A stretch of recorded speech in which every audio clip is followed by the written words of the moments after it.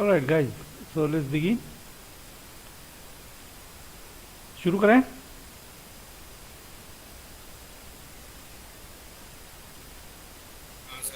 Okay.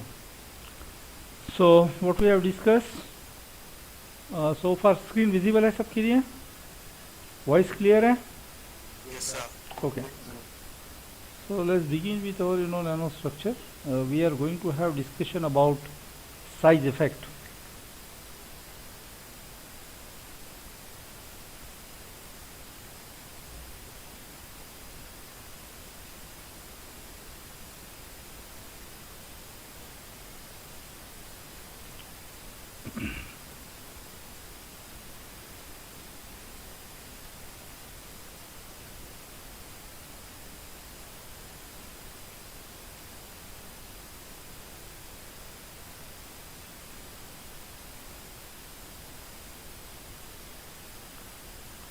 ठीक है रे, विजिबल है सब, दिख रहा है? Yes, sir. Alright. Yes, sir. So let's begin. We have finished nanostructure classification, right?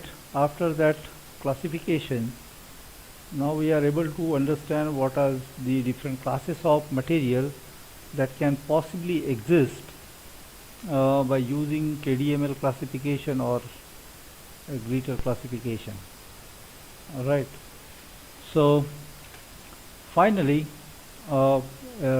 moving towards the exactly what happens, okay, and how can we further classify these nanostructure materials using certain properties as well, because I told you there are certain things which can be influenced by external agency as well, okay. So size, if we reduce the size, what happens to the property of the material, that is more or less relevant to us, okay. Although we have everything in a nanostructure form, you may not find a dramatical change or change in the property of certain material, but if you use certain external agency, then that nano size effect, or you may say change in the property of nanostructure material, may be significantly enhanced or significantly amplified due to external agency. So these kind of size effect also exists. So one class where we are not going to use any kind of external agency to change the behavior or property of nanostructure material. What happens?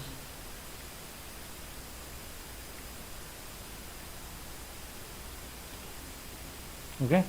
And second, we have got, I hope everything is clear. Okay. So what we have here is, let us see, we have finished this nanostructure classification and we'll move towards understanding the change in the property, or maybe peculiar approach, or maybe cordial one. That really doesn't matter, but there is a certain degree of change. So reduction in particle size or crystallite size, okay, I am putting both these words, they are important, because if we consider a crystallite, then crystallite can be agglomeration of particle size. So sometimes you may encounter crystallites in a nano size, and in some cases you may encounter particle size in on the nanoscale.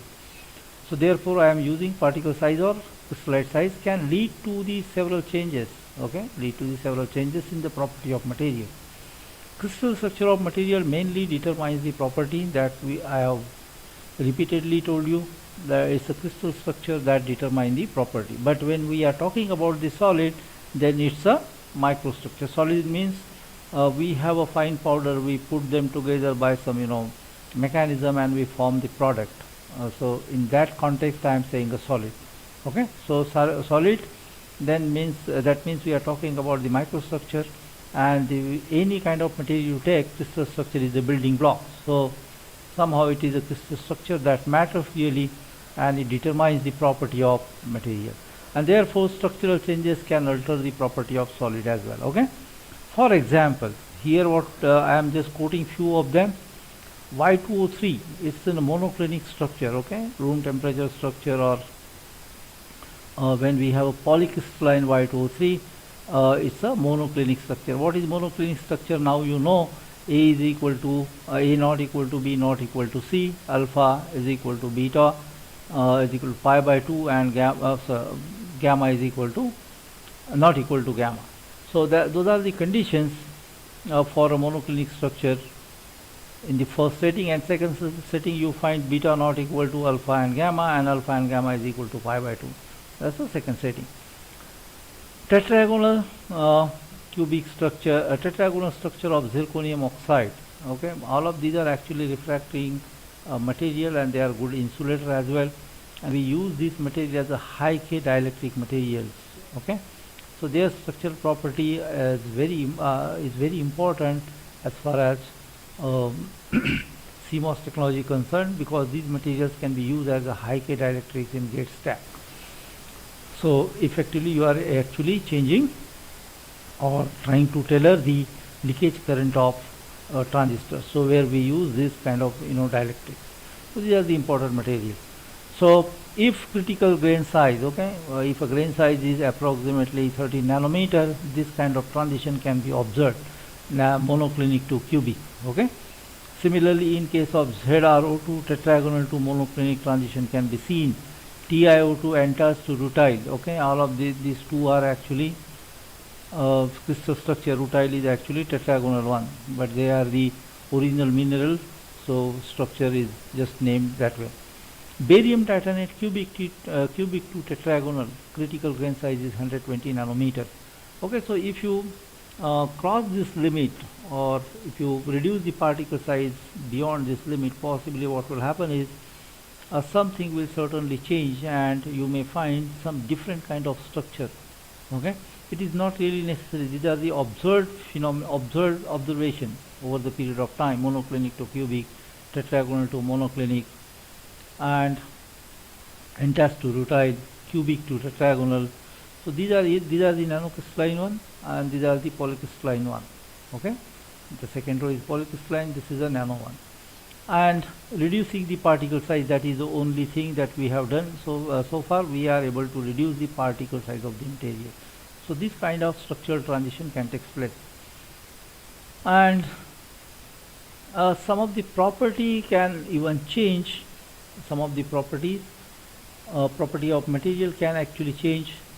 You may not find any change in the structural property, but some of the properties may be changed by reducing the particle size or grain size. For example, ZrO2, it is called YSZ or stabilized zirconia. In that case, what we are doing is we are actually doping Y2O3 in zirconium oxide. Okay, zirconium oxide, it reduces the thermal conductivity. Okay, this is a regular one, and this is a nano. Then Cr2O3 is a chromium oxide, it becomes a super paramagnetic. Okay, antiferro to super paramagnetic. What you have to do is you just have to reduce the particle size, which is less than 80 nanometer. If it is greater than 80 nanometer, you will have antiferro. Less than that, you may find a super paramagnetic. So antiferromagnetic is an antiferromagnetic material to paramagnetic material. In fact, super paramagnetic material, you will be having a transition due to just reduction in the particle size of material. Barium titanate, I told you, is one of the best example. We have a nanocrystalline material, we have a variable Curie temperature. Okay, variable Curie temperature, and the polycrystalline one, we have a constant Curie temperature. And what is the parameter that we are actually changing or altering? It's the critical grain size. If it is less than 120 nanometer, you will be in this region, nanocrystalline region, and you will be finding a different kind of Curie temperature. Okay, transition temperature, the temperature at which ferroelectric barium titanate transforms into paraelectric region. Okay, so that's the Curie temperature, and that Curie temperature can be just altered by reducing the particle size. Now then we have a copper. Okay, it's a metal. I'm just putting a different example. We have got here a refractory material, that is ZrO2. One of the one more application of ZrO2, I'll discuss that as well, but right now let's focus on this table. Copper is a metal, barium titanate, Cr2O3, they are actually ceramics. Okay, so reduced Young modulus, okay, regular, this is a regular one, and if you transform into nanostructure material, you have got reduced Young modulus. So Young modulus is actually changing due to change in the particle size. So these kind of things can be actually readily observed whenever you reduce the particle size. Particle means you have a zero dimensional material, okay, and you are clubbing them in a different kind of nanostructure material, and then property of that nanostructure material is quite different than the polycrystalline nanostructure material. Alright, so these are the things. I mean, these are the kind of observations. You just can go through a literature, you'll find there's a lot of material available, what different properties, electrical properties, electronic properties, dielectric properties, magnetic properties. All these properties can be altered by just reduction. So what is the factor that really matters? Okay, so I have got simple example. For example, consider a cube with 1 micrometer, because we need to know what happens when we actually reduce the particle size. Okay, on the at least surface, one should know what happens. So volume, it's a cube I am considering, so L cube, and 1 micrometer particle, so 1 micrometer cube, and if I just transform in a nanometer, so we have got 10 to the power 9 nanometer cube. Okay, that's the volume. Consider a cube with a side 1 nanometer, so these many units we can actually get out of this volume. Okay, out of this volume we can get 10 to the power minus, okay, there is a volume, this is 1 nanometer cube, and this 1 nanometer particle, so volume of the 1 micrometer particle, volume of the 1 nanometer particle, that is the meaning of this equation. And if you take a ratio, you will find 10 to the power minus 9, because this nanometer cube and this nanometer cube will cancel, and we have small blocks, okay, of dimension 1 nanometer, and those number of blocks are 10 to the power 9, a huge big number. Now let's try to calculate the surface area of the cube. Okay, if we take a cube, there are 6 surfaces, and obviously surface area, total surface area of micrometer particle, if you take, that will be 6 into L square, right? L square is the area of any surface of the cube, and 6 times, that means we are talking about the total surface area. So 1 micrometer particle again, so that makes 6 into 1 micrometer, so micrometer square, and I just converted whole thing into nanometers so that on the same scale we can see the difference. So we have got here 6 into 10 to the power 6 nanometer square. Okay, 1 micrometer is 10 to the power 3 nanometer, and 10 to the power 3 square, that makes 10 to the power 6, so 6 into 10 to the power 6 nanometer. So consider a cube with this side now 1 nanometer, and you find out the area. Okay, now specific area, nanometer particle, L square, and we have got this 6 into 1 nanometer square area. And we know there are a number of blocks, 10 to the power 9 blocks, right? Now we have 10 to the power 9 such blocks, and if I just calculate the total surface area of this block, see the difference. There are 10 to the power 9 such cubes, therefore total area will be what? We have got 6 surfaces, okay, 10 to the power 9, that's the number, and nanometer square area, 1 nanometer square, 1 nanometer हमने length लिया, and therefore we have got specific area total, that is 6 into 10 to the power 9 minus plus 9 nanometer square. And before reduction in size, this is the number, okay, 6 into 10 to the power 6 nanometer. If you take a ratio, roughly it is 1,000 times more surface area after size reduction. Okay, roughly 10 to the power 3 times more surface area after size reduction. Now you can just guess what happens when we actually reduce the particle size. Okay, the active surface area enhances by something like, in this case, if you just move from micro to nano, it will be 10 to the power 3 times. Okay, so that much area is now available for the interaction with the outer world, right?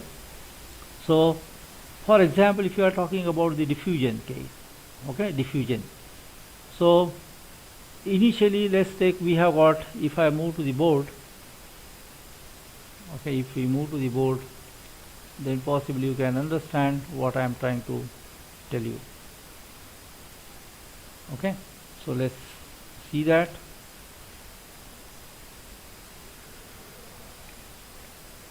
Alright, so initially let's say if I take a cross section that is, let's take just a square.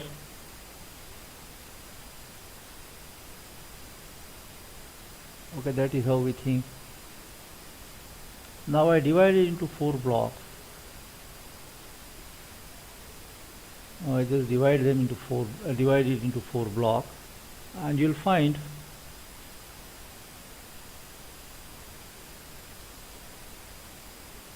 okay, if this is our L, if this is our L,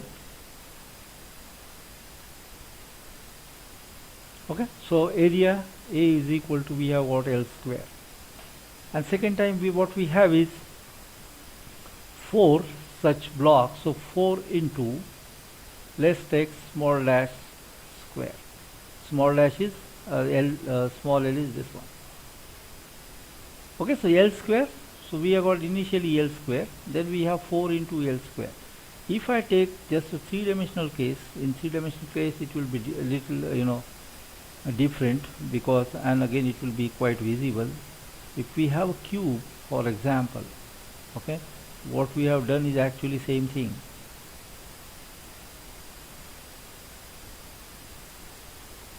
Okay, this is our cube. Let's take, or any size of block you can consider, not necessarily a cube. Okay, this is how you can see this.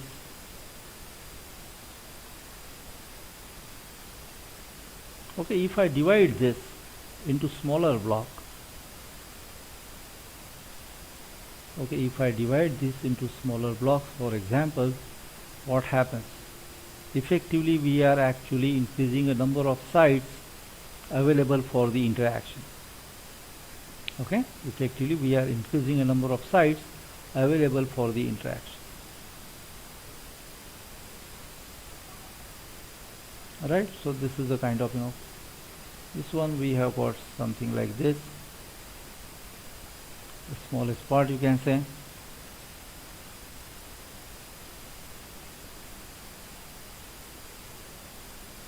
Okay, this is the part of the cube. Okay, now this much area you have available. Now what we are doing is we are additionally adding 1, 2, internal 3, and this bottom 4. Okay, so initially we had this amount of area available for the interaction in this region. Okay, after reduction in the particle size, okay, this is the one again, this much, possibly outer one, so we can say that this area was available for the interaction. After reduction in the particle size, what we have is additional surfaces 1, 2, bottom, right? So instead of 3, we have additional 3 different surfaces which can help to gear up maybe kinetic of the reaction, maybe diffusion coefficient, or whatever reaction you want to take, or the way you are looking at the nanostructure material. So basically, due to this kind of enhancement in the surface area, many things can actually change. Okay. Second, for example, you have a nanostructure material, all the blocks you are putting them into together to form a product. What happens is, if you go through this presentation,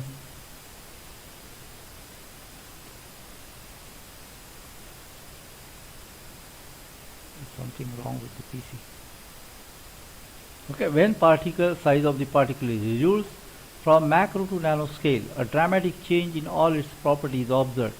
Such a phenomena actually are called size effect. Okay, that's a typical definition of the size effect.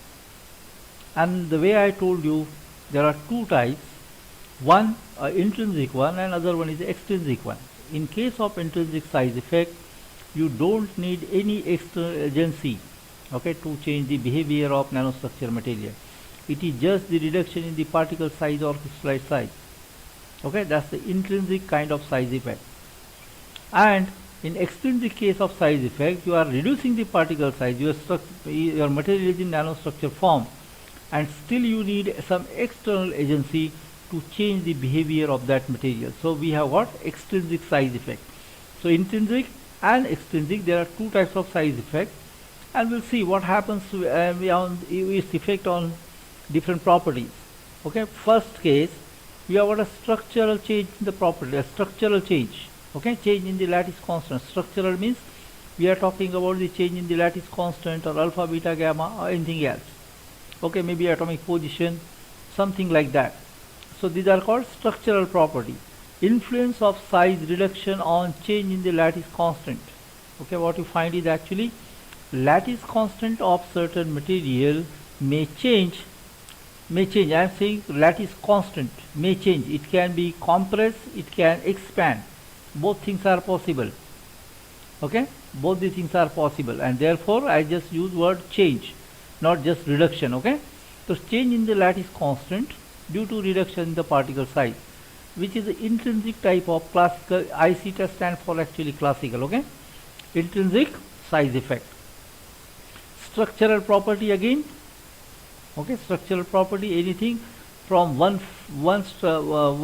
crystal structure to some other crystal structure transformation. That kind of thing can also happen, and that is again classified as intrinsic size effect. C stands for classical one. We'll discuss that as well. Mechanical properties. Okay, mechanical properties, enhancement of the hardness and strength. Okay, enhancement of the hardness and strength arises of superplasticity, raising of wear resistance, which is very important. Raising of wear resistance. Wear resistance means you can actually extend the life of your product. Okay, extend the life of your product because that particular product may interact with the surrounding. Okay, it may be you are sliding something on, it's a cyclic loading, or you are using that, sliding that particular part on some, frictionless surface. So, but that wear resistance certainly matters because how long that material can sustain this particular action. So that is determined by the wear resistance, and if we use a nanotechnology, your wear resistance can actually change. So you can use that product for a little longer time, so it can extend the life of your product. Okay, and this enhancement of the hardness and strength arises of superplasticity. Okay, it is because of superplasticity, something can flow very easily. Then thermodynamical properties, increase of heat capacity. Okay, what we know, heat capacity.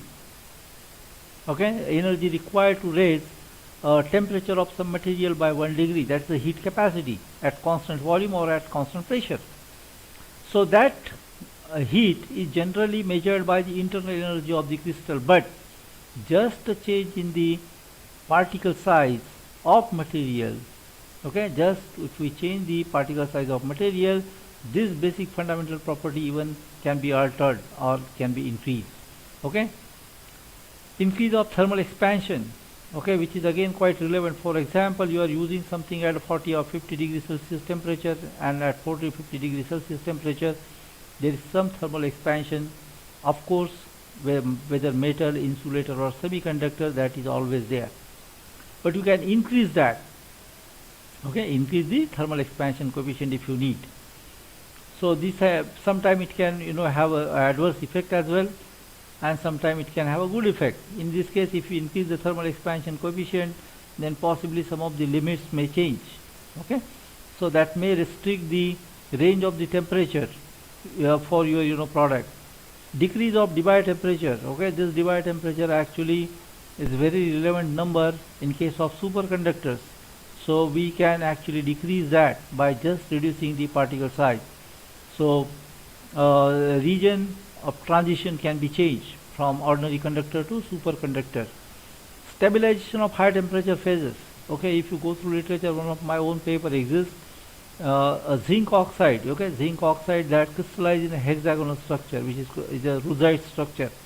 Okay, and I was able to stabilize in the cubic one, a rock salt structure, by just restricting the thickness of that thin film. Okay, everything in a nano form, and we have got this phase which crystallize into rock salt structure that is usually stable under very high pressure. Okay, so this thermodynamical property can be actually altered by just reducing the particle size. Okay, few more examples we have. Electronic properties, increase of the band gap. Okay, have you ever come across the band gap can be changed in general polycrystalline material? No, you have to dope certain things possibly. For example, in silicon, band gap energy is 1.12 electron volt. Okay, and if you dope heavily silicon, then Fermi energy can be moved. Okay, Fermi energy can be moved towards the conduction band or towards the valence band, depending on the kind of doping that you do. So, but band gap as always, a constant 1.12 electron volt. But that band gap even can be changed by, size effect. And now we are using here IQ for intrinsic quantum size effect. Okay, intrinsic quantum size effect arises of phonon generation raising of conductivity under the low temperature in semi-metallic bismuth. Bismuth is a metal, semi-metallic bismuth. So you can raise the conductivity under very low temperature. Okay. So which is again, if you increase the temperature, what happens? If you increase the temperature of any metal, what happens? Its resistivity increases and therefore conductivity decreases. Okay.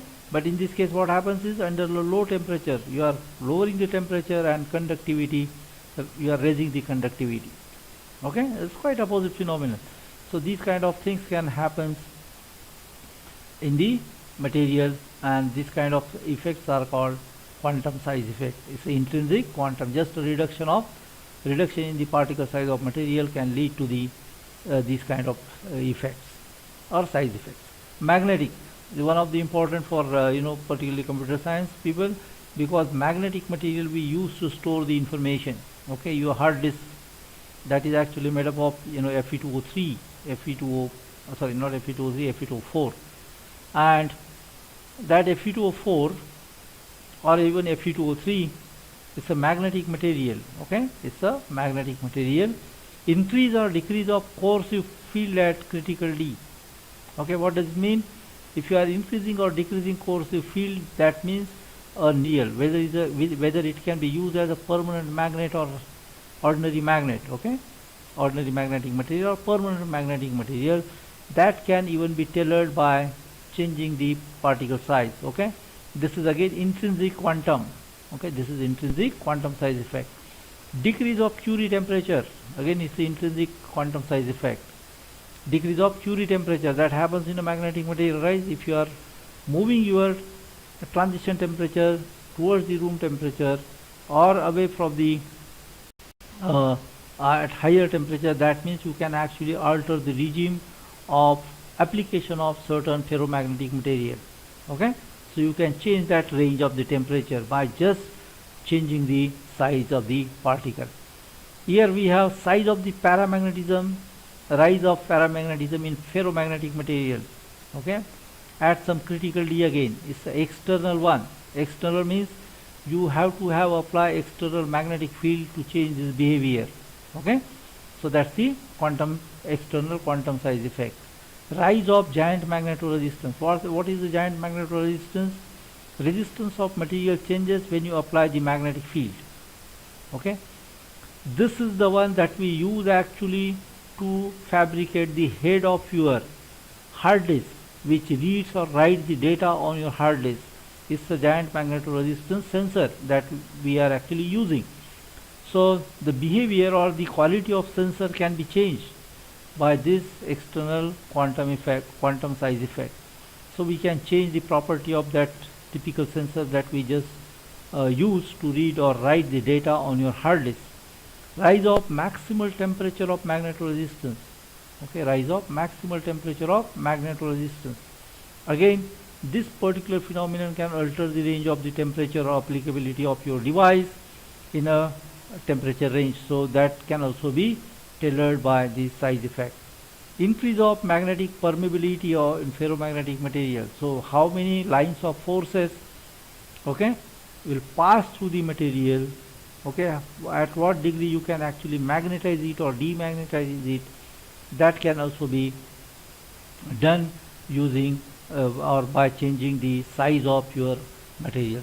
So what is common in both the effects? We have got a material that must be on the scale of nano. Okay, one of the dimension of your material crystallites or particle size or something thickness of that film or length of that filament or diameter of that filament. One of the dimension must be of the order of less than or equal to 100 nanometer, and then we have classical or quantum size effect. Okay, so intrinsic, extrinsic, and whether it is classical or quantum. Quantum region means you are actually entering into a quantum region, and classical means some of the things are, it follows the Newton's law of motion to describe various property, you can say that way. And some of the properties cannot be explained by that motion, and where we use Schrodinger wave equation or that regime, where we use a quantum mechanics to study the property of material, those can be a quantum size effect. Okay, so that way we see this effect, size effect. Size effect means just a reduction of the particle size can change several properties of material. Alright, is this clear?